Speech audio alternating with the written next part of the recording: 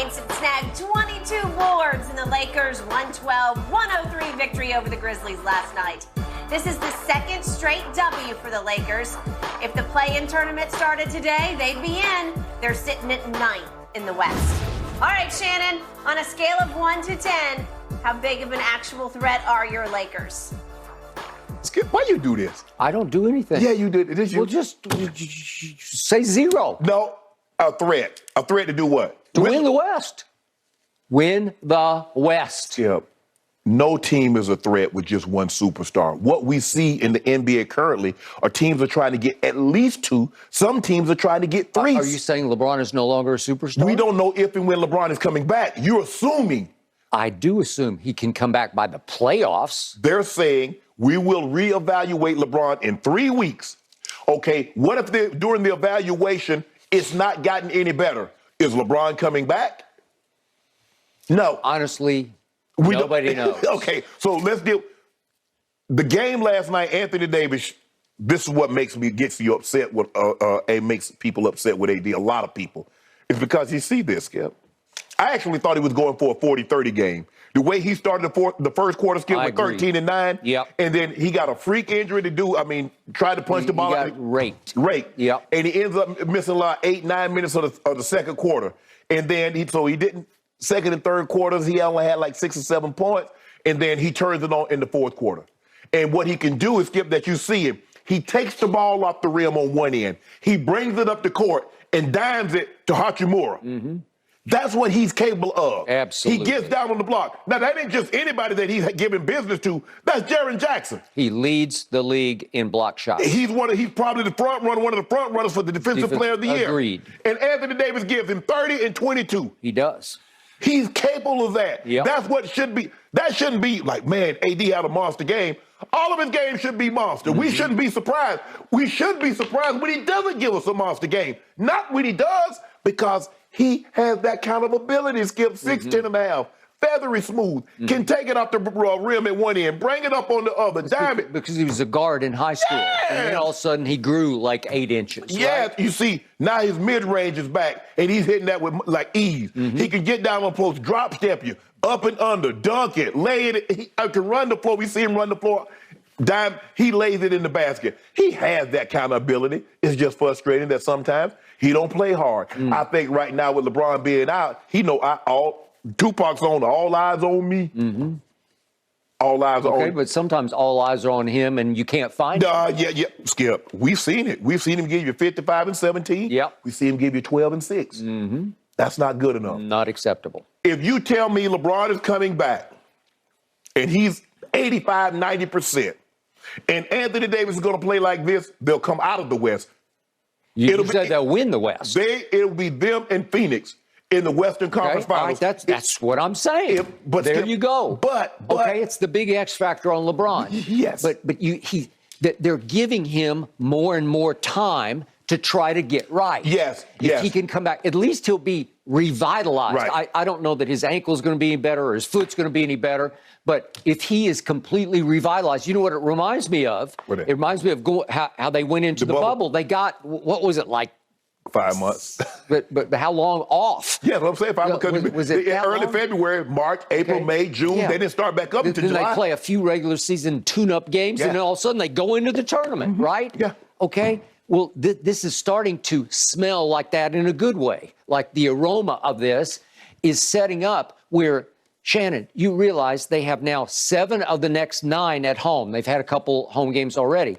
They've won, they beat Golden State, and then they beat Memphis. Right. 7 of the next 9 are at home. These are winnable games. They got Toronto, then they got the Knicks. I don't know if Jalen Brunson's going to be back. They lost last night without him. They got Dallas, that'll be tough, but then they got Orlando, then they got Durant, that'll be tough, but Oklahoma City. Which would be tough. Okay, listen, they're a handful. I'm saying, but teams are starting to look at your roster as that'll be tough because it's so different than it was. I'm going to reiterate. I'm going to restate my opinion. Shannon, the greatest thing that happened to this year's team was you got out from under the cloud that was Russell Westbrook. Okay. It's so different now. The feeling. And you know what? I love Pat Bev. I love him off the court. He's a good guy. but you got out from under his shenanigans, because his shenanigans, there's too much smoke and mirrors on defense. There's too much of what Russ called, remember when Russ said about Pat Bev, he just tricked y'all on defense. Well, in a lot of ways he does. The Lakers don't trick y'all on defense anymore. Do you realize since the trade deadline, they're a top 5 defensive team? Why is that? Because the unsung hero here, the steal of the trade deadline, was Jared Vanderbilt, and I do love his last name. Jared Vanderbilt, he plays extremely high-level defense. He is setting the tone on that end for everybody. AD is following along because AD can block shots with the best of them, with Jaren Jackson, right? 2 last night. Hachimura can play defense. Austin Reeves will get up in you on defense. I'm looking at this roster. You got Troy Brown shooting threes. You got Malik Beasley, who can just shoot the lights out. Not last night, but but he can. He is highly capable. Dennis Schroeder can be your closer. I know he runs hot and cold, but I just like his energy. He gives you energy and playmaking. And then I mentioned Hachimura and Austin Reeves. Lonnie Walker can jump out of the gym and shoot threes. He's a little bit streaky. Wenyen Gabriel comes in and gives you extreme effort.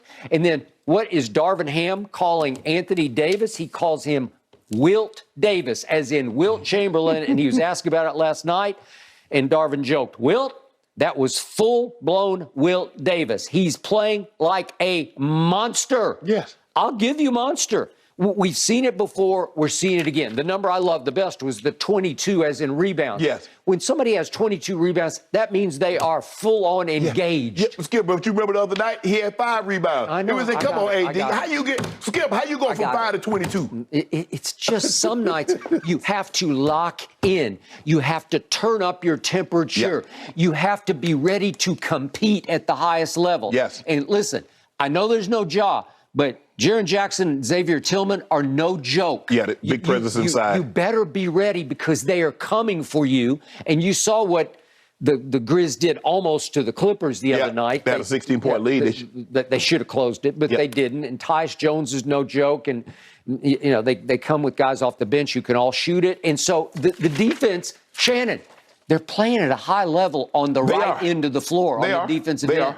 They are. Okay, so you got that going. There's no more Westbrook, no more Pat Bev, and all of a sudden I look at this, and I'm not joking when I say that Rob Pelinka, if you just look at his deadline deals, that's in the running. Yeah. That's in the conversation for Executive of the Year. Can I ask you a question though? Can you go assure me that Hachimura and Reeves and Schroeder gonna give me 17, and Troy Brown Jr. gonna make 3 or 6 from the 3? I think pretty regularly, pretty consistently, I can assure you of that, because they feed off each other. I also like their IQ. They play basketball the right way. Darvin Ham has got them playing. I don't like what happened against Minnesota. Minnesota is pretty good. They're iffy. They got blown out last night by Philadelphia. We'll talk about that in a few minutes. But I didn't like the way they didn't close the game last Friday night against Minnesota at home. Right. That's the one glitch in this. Yes. Okay. But I did love the way they did against Golden State, and then again last night. You realize they finished the game last night on a 24-9 run, and it wasn't all Anthony. It was everybody. Yeah. Everybody had a hand in it, and when everybody has a hand, it's hard to beat these guys. All I am saying is, with these home games coming up, if you could win 1, 2, 3, 4, 5, 6, 7. Okay. 5 and 2. If you win 5, you need to go 5 and 2 in these games. I don't know when LeBron's coming back, but if by chance, Shannon Sharp, if your man LeBron can come back and start playing with the bounce and the vengeance that we started seeing on his birthday night in Atlanta, as he started to approach Kareem's all-time scoring record, if you can get pretty much that LeBron going into the postseason, remember, they vaulted all the way up to the, what are they, the ninth seed. So they're 2 games out of 5. Okay, so it's right there for the taking, and they're starting to gel and click. Well, if you get LeBron to join right on schedule, and let's say you're not even in the play-in. What if you are let's say you finish the 6th seed where you don't have to mess with the play-in tournament. Look out above. That's what. Listen, if I'm Denver and I'm the 1 seed and I wind up having to play the Lakers in the first round, I'm not real content with that. Nor should they be. No, seriously. Because if you add LeBron to the mix and he can go at the level we saw him going up to the Kareem record, somebody upstairs, up above you is going to be in trouble. And I think you agree with that. Yeah. I mean, they're the highest since they started the season 2-10, Skip. It's like AD said, it's good, but we're not satisfied. We don't want to stop there. We want to get greedy. Okay. That's it. All right. You keep playing like you playing. Okay. And I saw something the other day on last night on the Bleacher Report. There's a ranking system that it suddenly ranks the Lakers post-trade deadline as the 6th deepest team in the league. Well, right. I don't know if you can go that far, but they're way deeper than they used to be. Right. That's all I know, right? Yes. Okay. Well, if it's true they are the 6th deepest, if you add the guy you call the king and the GOAT to that mix, look out. I mean, Skip, they beat Memphis on the glass last night, 57 to 45. Okay, they hammered them. They got the ingredients, Shannon. All of a sudden, the sky's cleared. Yeah, but see, check back with me when LeBron is cleared. Okay.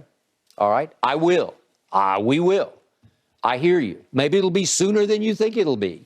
Might need to make a call, get them playout tickets. Okay. There you go. I think I just talked you into it.